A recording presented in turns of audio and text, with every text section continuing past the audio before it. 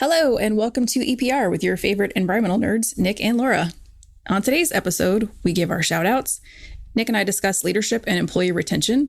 We talk to Desiree Martinez, the president at Cogstone Resource Management, about the preservation of Native American sacred and cultural sites, developing and maintaining good tribal relationships, and having fun in the field.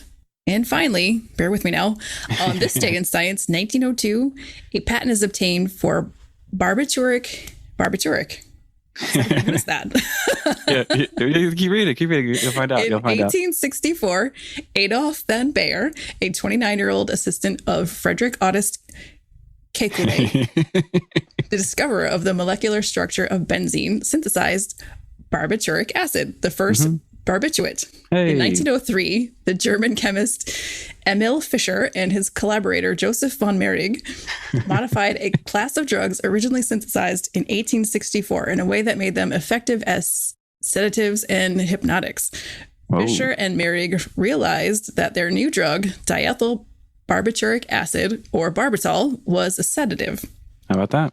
It improved vastly upon the conjuries.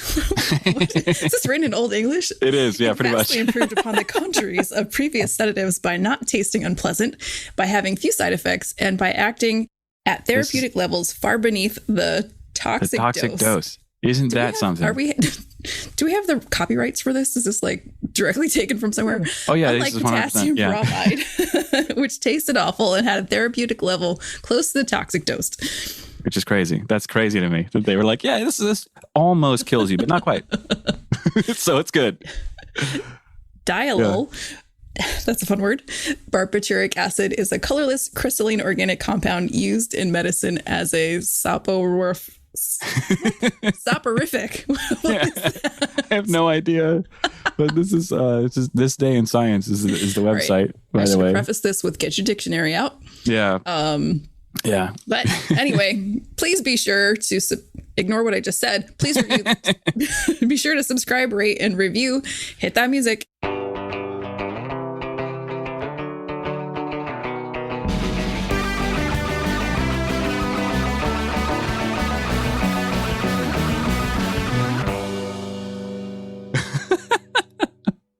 Yeah, that was the hardest one. It came directly from, and I didn't change it at all. I was like, this is too funny.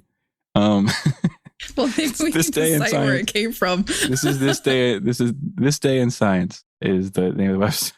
Okay, so just in case there's copyrights things happening here, let's give our This Day in Science. Wait, Thank you much. No, for this. it's. I'm so sorry. It's Today in Science History. Oh, okay. todayinsci.com. That's where it came from. Well, thank you, Today in Science History, for this intriguing and difficult to say. Yeah, difficult assignment. Yeah. It's so weird. I don't know if you noticed this, but it seems to be that yours are harder than mine. I don't know. I don't know what that's about. It's so strange. Our shout outs for today go to the team behind the New York City Department of Design and Construction East Side Coastal Resiliency EIS. They are the winners of the 2021 NEPA Planning Integration Award for their streamlined documentation approach to satisfying federal, state, and city NEPA regulations, which is crazy. Yeah, New York City's got a lot of really wild environmental regulations beyond the regular, and that's really cool. So congrats to them for that. Really happy that they were able to get that award. So if you'd like to share your promotions, new jobs, or professional and project awards with us, check out the EPR website. And if you'd like to sponsor a future episode, head on over to www.environmentalprofessionalsradio.com and check out our sponsor form for details. Let's get to our segment. Now, I did want to talk to you about something today. I wanted to talk to you about, leadership in regard to employee retention. So it's something that I actually heard on another podcast, on a sports podcast of all things. But they had a psychologist on, and John Amici, and he's a former NBA player. But he's also like a really big advocate for just mental health in general. But on this particular episode, he was actually talking about employee retention and empathy. And, sometimes I think a lot of times people, I've seen this happen in companies and organizations where they ask, why are people leaving? Why are they leaving after 18 months? Why aren't they, joining our plan to get free money from us? Why aren't they doing these things? Yeah. And I think that's a really good question to ask, but if you're asking it, then you haven't done the work, right? if you don't know the answer. So, I think a lot of that, at least what I've seen, I don't know, I'd love to hear your perspective on this too, but what I've seen is, you've got to make connection points. It's just like, when you have clients that you want to get to know, when you have anything that you're trying to market or learn, you have to learn who those people are. You have to get to know them. You need to build a relationship. That goes for your employees as well. If they don't know who you are, why would they stay? If they don't have any connection to you, why would they stay? Yeah. And it can be a pretty powerful thing if you just talk to people on a consistent basis and just ask how they're doing. Not just about work. Ask how they're doing in general. What's going on? What are we doing? What do we need to do for you? Yeah. Well, the thing that you're referring to is caring. Yeah. The problem is that a lot of leaders and business owners, when you get down to it, they don't care. Right. I actually teach a lot of workshops around this type of topic. And there's this point where you hire people and then you turn on them. So one of my workshops is extreme accountability.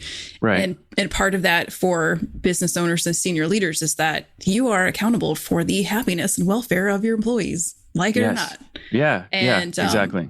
But lots of managers, especially, haven't been taught that. That's not what's expected of them in their leadership positions in an organization. Mm-hmm. And you can't make people care.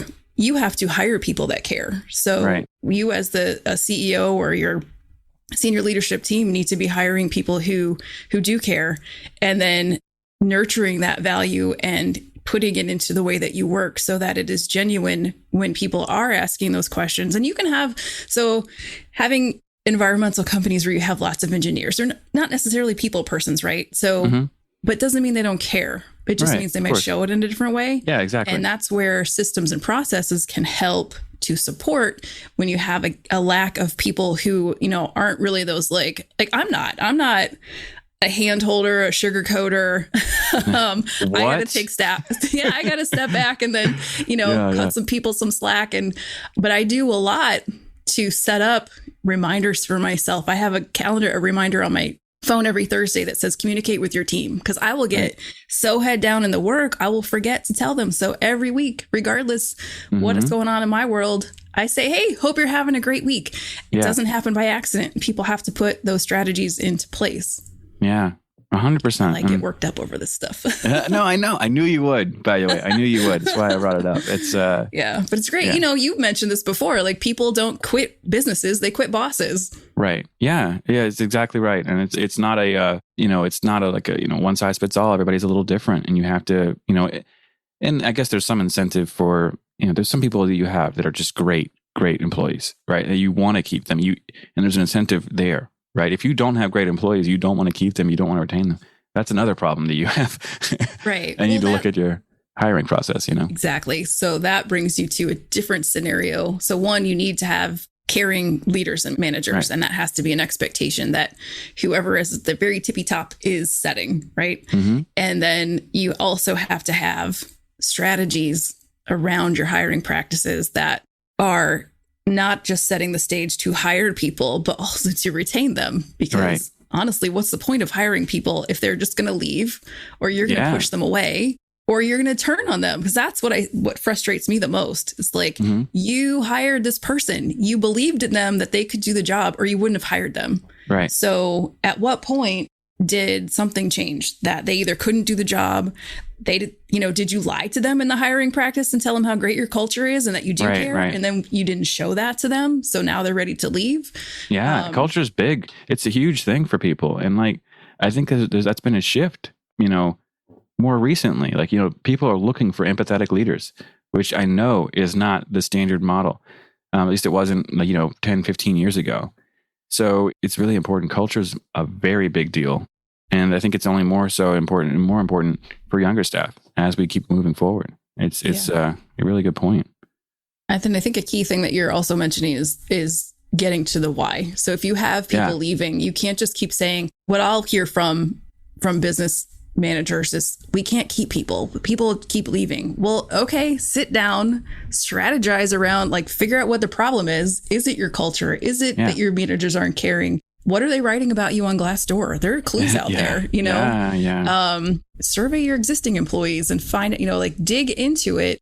I think honestly, a lot of senior leadership teams they have their rose-colored glasses on and they think they're doing everything right. And they're really avoiding the hard conversations with themselves to say, again, extreme accountability. This is on us. What do we do about it? What do we do about it? And because if it's a pattern, what's the phrase? If you go throughout your day and you meet a jerk, right? You meet one jerk, that's the jerk, right? If you go throughout the day and everyone's a jerk, you're the jerk, right? Right.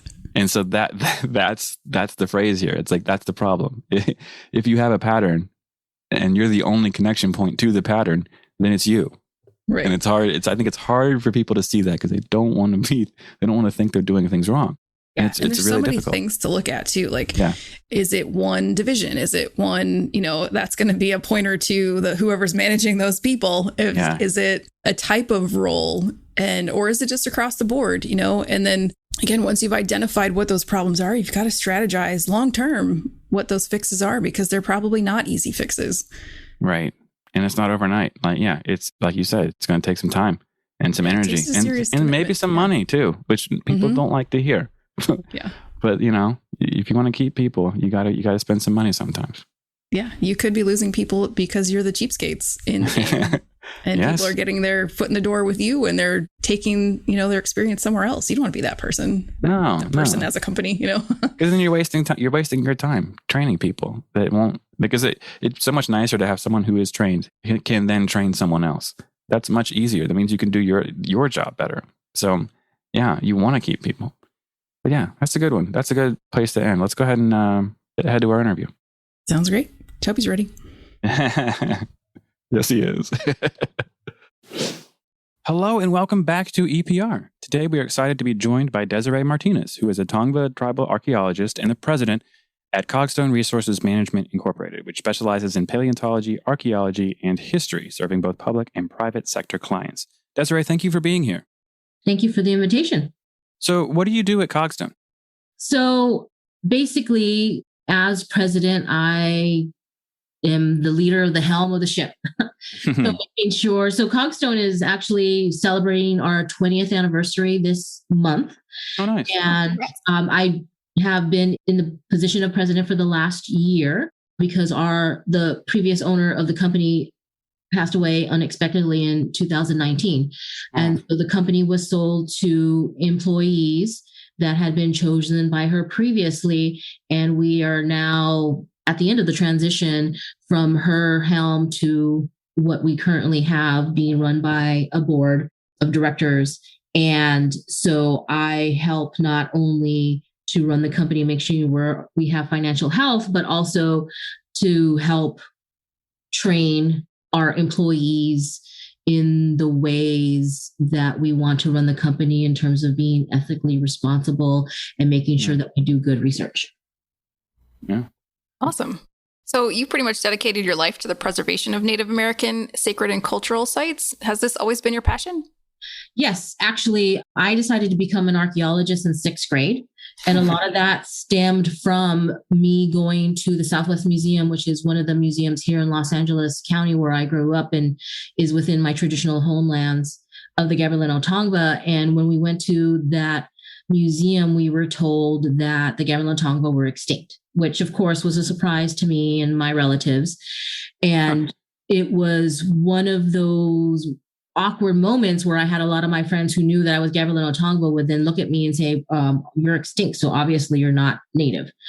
And then a lot of the representations of the Native communities that were in the museum were stuck in the past. You had dioramas of half-naked women, full naked men running around, collecting in these dioramas. And again, the language in the past. And so I knew that I needed to do something in order to correct that misinformation that was going out there to the public. And in 6th grade, when I learned about archaeology and anthropology and found out that museum docents get their information from the documents that are created by archaeologists and anthropologists and ethnographers, that's what I needed to do in order to get a degree in those disciplines and rewrite the history from the perspective of my community. It's awesome. Yeah, that really is. And this may be a tough question to answer in a short amount of time, but speaking to it, what do our listeners need to know about the history and heritage of the Tongva? So the Gabrielino Tongva are the original people of Los Angeles Basin, which includes the 4 Southern Channel Islands of Santa Catalina, San Clemente, San Nicolas, and Santa Barbara, as well as portions of Riverside, San Diego, and half of Orange County. And we have been in this area for over 10,000 years. And, one of the issues about looking at how my community's history has been studied through the practice of archaeology is that a lot of the information that's out there states that the Gabrielino Tongva didn't come into the area until about 4000 BP, meaning that we replaced and pushed out some other unknown named tribe prior to that time. But that's not the case. Based on our oral traditions, we actually emerged from Pavungna, which is a sacred site that's partially located on the campus of Cal State Long Beach, as well as a portion of it on the Veterans Administration Hospital campus. And people don't realize that this misinformation really impacts the way that the Gabrielino Tongva can practice, or not practice, but continue to be recognized as a sovereign nation when thinking about trying to protect our ancestral sites, burial sites, etc., and trying to get those ancestors and their burial items reburied through various laws. When you have scientific studies stating that ancestors that are dated 9,000 years ago aren't yours and that some other community is related to them, really hurts. And so, I myself, as well as other Tongva community leaders and other friendly local archaeologists, have really worked to create publications and put out there information that contradicts all of that archaeological interpretation that's incorrect. And Laura, if I can hop in here, Sure. I think it's fair to say that the lack of basic knowledge of tribes has hindered and in some instances really hurt the development of good working relationships with those tribes. So what can archaeologists, agencies, and individuals do to learn more about tribes and develop positive relationships with them and kind of stop these kinds of issues from happening? Yeah, it's interesting that you bring that up. Just last week, myself, Dr. Dorothy Lippert, who works in the repatriation department at the Smithsonian Natural History Museum, and Dr. Michael Wilcox, who is a professor at Stanford, put together a poster for the Society for American Archaeology conference where we tackled just that. In our experience in working with archaeologists and tribal members, we found that a lot of good, positive relationships are hindered by the lack of basic information that archaeologists have. And so we created a poster, which we had hoped to present in person so that we could have like a Jeopardy-like type of interaction with people that would come visit us to see the poster and pose questions to them to see what their responses would be. And it really came up and thinking about one of the questions of how would you address a letter to a tribal leader? And one of our colleagues, when they sent a letter to, for instance, the chairman of one of the tribes, the title that he used or the introduction that he used was Dear and then the last name of the chairman. And, you wouldn't do that to the president of the United States. No. You wouldn't do that to any leader of any other type of nation. It's really disrespectful just to, not to acknowledge the leadership position that person has within the community. And so right there, before you even talk to the person, just the letter and the written communication you're providing already has a disrespect. And unfortunately, because of the history of the ill treatment of Native communities through time by the United States government and other colonial settlers, there's already that wall that's there. And just that simple mislabeling and not using the correct title adds to that wall. And as an environmental protection professional, you want to work with that community member. You want to work in a collaborative relationship in order to make sure that you're identifying those important aspects of the area so that it does not get impacted by whatever project that you happen to be dealing with. Right. For our listeners, and so we understand the context of what you're telling us, can you give us a little bit more description of the term sovereign nation and what it means? So basically what sovereignty means, and when a Native American tribe has sovereignty, is that they have the power in order to dictate how who's a member of their nation, how they relate to those nations, and make decisions on their own without outside force. Unfortunately, although Native American communities practice sovereignty, because we happen to be living within the United States, Native American tribes are actually considered domestic dependent nations, which means that they practice sovereignty in a limited capacity. So, for instance, Native American communities cannot go and make treaties with other nations outside of the United States, because that is solely within the power of the United States. But again, it's the nation being able to decide how it wants to run itself, who its members are, and what it wants to do in order to make sure that its community continues on into the future. Sure. Thank you for that additional description. Let's change subjects just a little bit. You're also the co-director of the Pimo Catalina Island Archaeological Project. Can you tell us a little bit about what's going on with that? Yeah. So like I stated, most of my life's work has been trying to eliminate the misinformation about the Gabrielino Tongva history and our community within the area. And one of the big things that we found, and actually within my own life, a lot of people in my family, as well as other Native American community members, hate archaeologists because archaeologists are considered to be grave diggers. And my family actually called me like, why would you want to be a grave digger? And for me, it wasn't about me going and digging graves. It was about protection. Going out and learning the language of archaeology, of the cultural resources management profession, in order to then use that knowledge to do as much protection as possible. And unfortunately, a lot of that is not taught to current archaeology students. And making sure that students understand the Native American perspectives to the items that may think are interesting.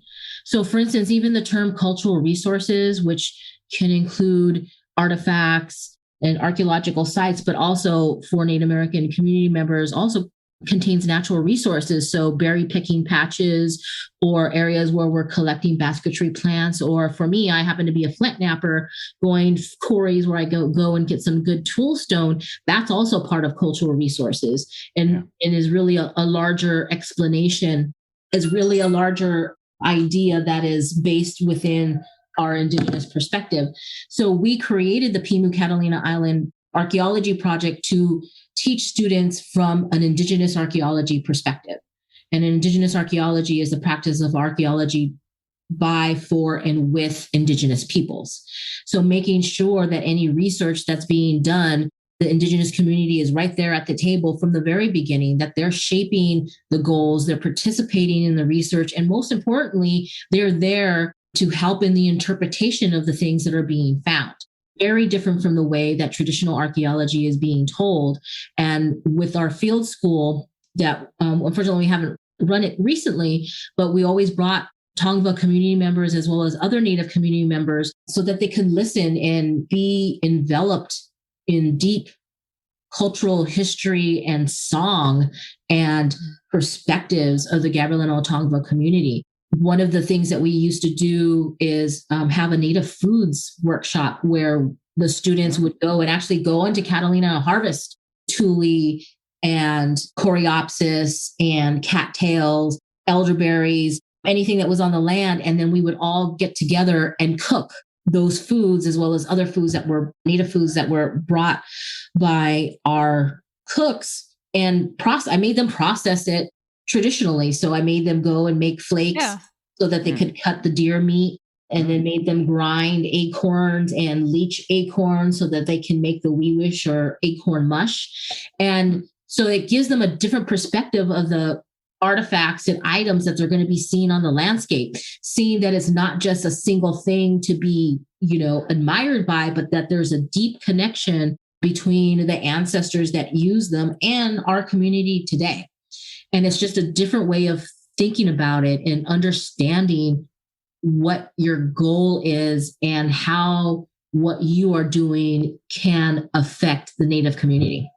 And then the students are also working on a project where they came up with a unique dance move. Is that What they're doing. Yeah. So, as with all, archaeological field schools, you can't work all of the time. And so one year, I'm well known for being no nonsense. And, we have a full week of readings and teachings and hands-on training. And so then when we go out into the world and survey, students would come and bring artifacts to me to review and say, is this an artifact? And then they're like, okay, what do you think? And you go through the characteristics and stuff like that. But toward the end of the project, they bring something to me. I look at it and I say, it's crap.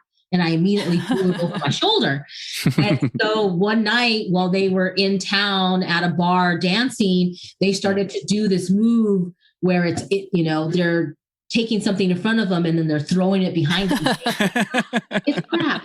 It's crap. And so I didn't know anything about this. And then on our end of the season party, one of the students did a whole dance of the whole field school.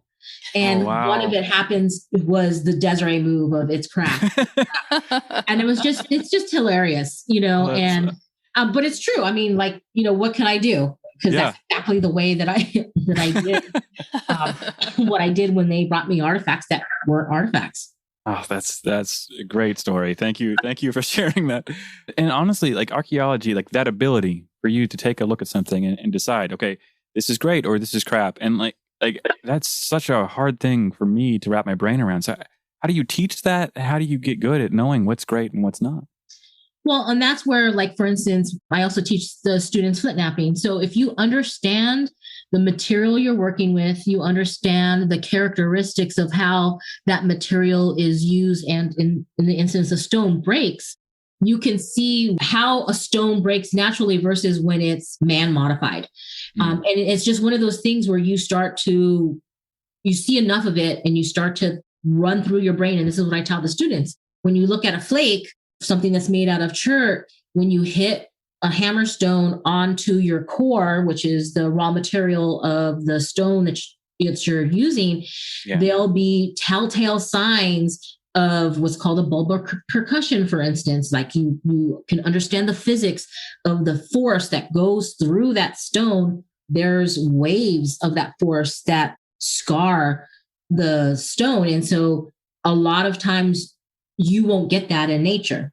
But what's interesting is that sometimes when you're looking for flakes and you happen to be on a road, you'll get car facts, which are basically when the car runs over because of the weight of a car, it will actually in some instances fracture as if it looks like flakes. And so that's when you have to use the context. Okay, I have a flake that has all the characteristics, it looks like it's man-made, but I now am on a road. And now I'm looking around to see, are there other flakes that match it? Does it look more recent than as opposed to something that's older? You start to go through this checklist in your brain. And that's how I taught the students. Think about this, think about that. What characteristics make it an artifact? And that's how you make your decision. And as you do it more, the better you get at it. But of course, there's always questionable artifacts where it could be and or couldn't be. And I happen to err on the side of caution, just in case, because there are some times you'll get things that were only used for a little bit. And so there's only a little bit of wear, but it looks like it could have been natural. But it does take a lot of hands-on in the field, looking at things over and over again in order to be good at it. That's really cool. I grew up in Florida, and I think everyone I know has found an arrowhead at one point or another, and I never have. So what's the coolest thing you've ever found? Well, actually, the coolest thing that I've ever found, I did my graduate work at Harvard, and I was there while Dr. Elizabeth Chilton, who had come in as a professor for Northeastern archaeology, ran a field school on Martha's Vineyard. And so while I was doing my dissertation research with members of the Wampanoag community, which are the original people of Martha's Vineyard, I kind of helped out at that field school. And so I was overseeing an excavation unit, and they were just starting to, and it's on a bluff above the beach. So it was a beautiful area, but it was covered in grass. And so you really couldn't see anything. And so as the students were trying to remove the top layer of that unit, and removed the grass, they came upon a wooden pipe.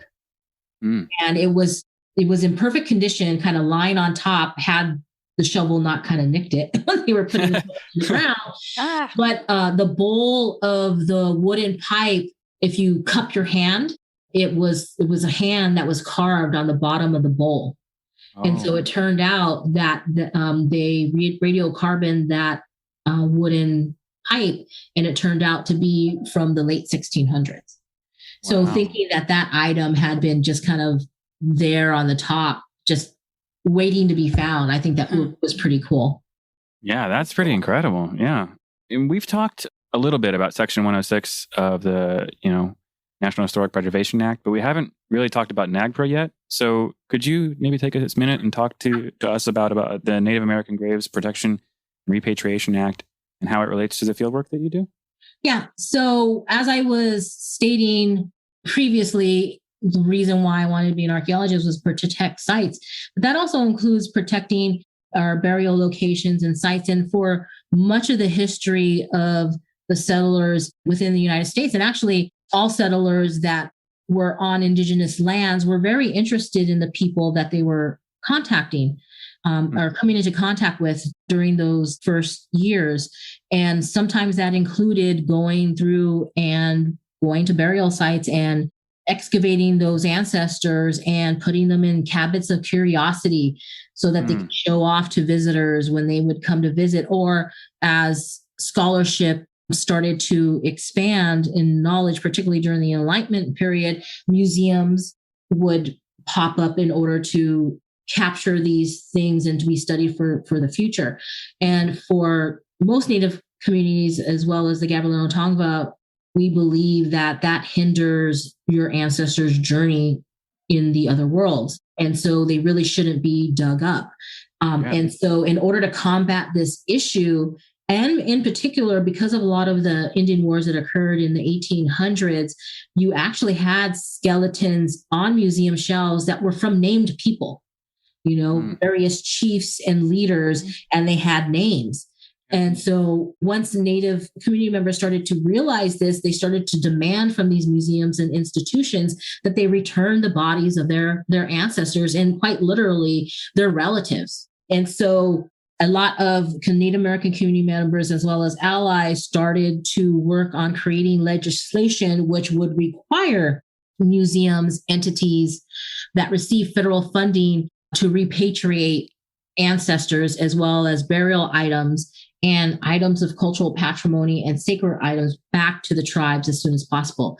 And the act was passed in 1990 and is really looked at as human rights legislation. Every individual has a right to be buried and stay buried. And so the Native American community was very ecstatic when this law was passed. However, 30 years later, we still have museums and other entities that have ancestors on the shelves.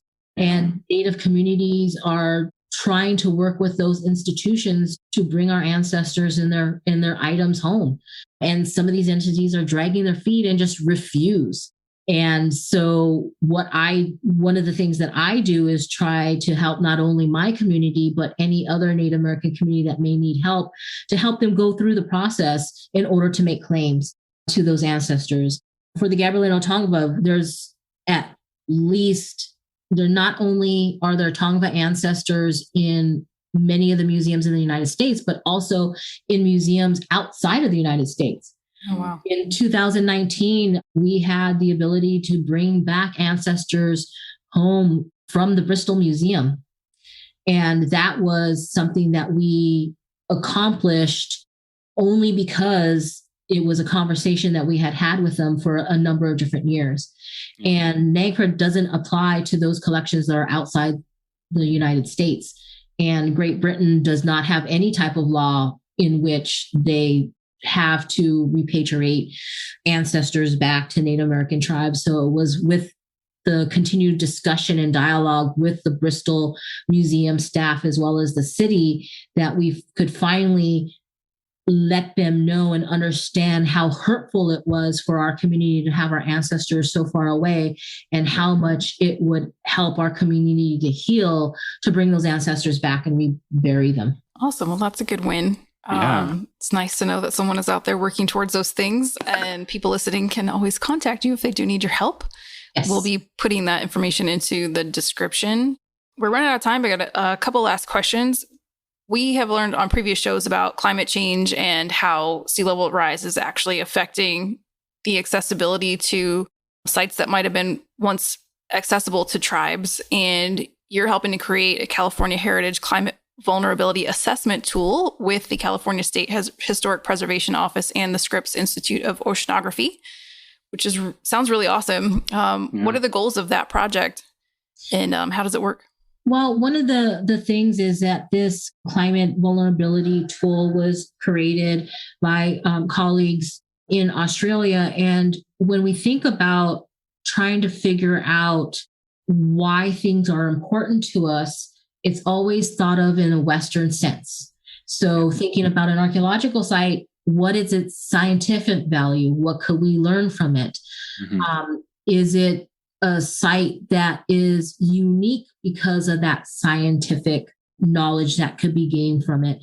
And very rarely do you think about what the site means to Native American community members. In particular, in the state of California, as well as nationally, an archaeological site can be considered significant under federal and state law. And so there's a number of different criteria that the site has to meet in order to be considered significant.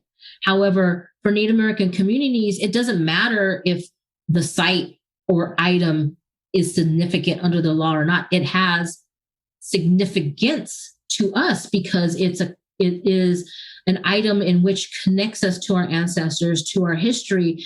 And so even though, for instance, the National Register of Historic Places on the federal level and the California Register of Historical Resources on the state level here in California, those items that are considered significant and on those lists tend to be unique and important and kind of the best of the best. And for us, we don't care if it's the best of the best, or you may or may not get more archaeological data from it. It's a connection to our community. And you might think that it's just another milling stone that was used in order to process food.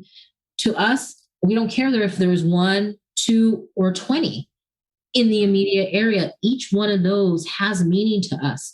And we want to make sure that we're protecting that so that we can then continue to use those items to talk about our history to our future generations.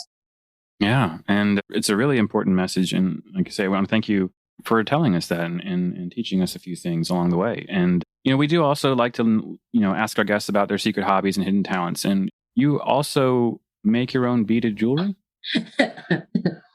If you were to see my house, you'd see all of the different beads. So, I